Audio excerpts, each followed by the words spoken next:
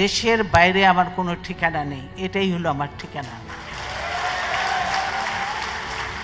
এই দেশ, এই দেশের মাটি মানুষই আমার সব কিছু, কাজে আমি দেশের বাইরে যাব না। দেশের এত সমস্যা, এই কোনো সমস্যা নিয়ে আলোচনা হয় না।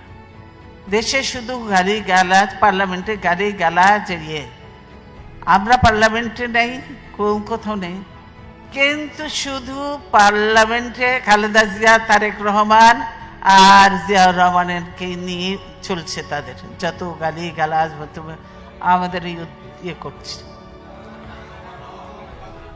হ্যাঁ, এইটা হলো তাদের কাজ।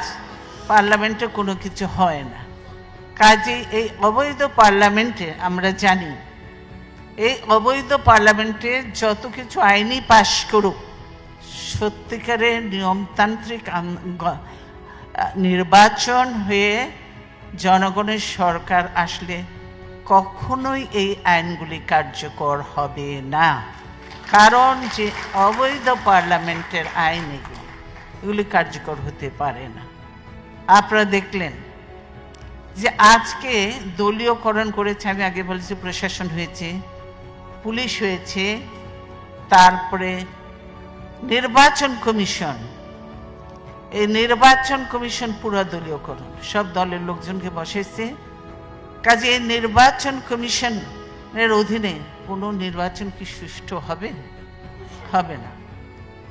এই হাসিনার অধীনে কোনো নির্বাচন কি সুষ্ঠু হবে? এতগুলো কিছু দেখার পর হবে না। যার জন্যই আমাদের ডিমান্ডটা যে আমরা নির্দলীয় যে নাইব, আমরা বললাম নিরপেক্ষ সরকারের অধীনে নির্বাচন হতে হবে, হাসিনার অধীনে হলে হবে না।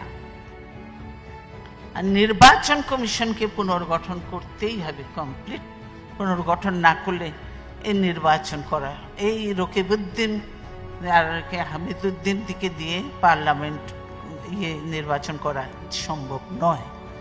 সেজন্যই এগুলি প্রয়োজন।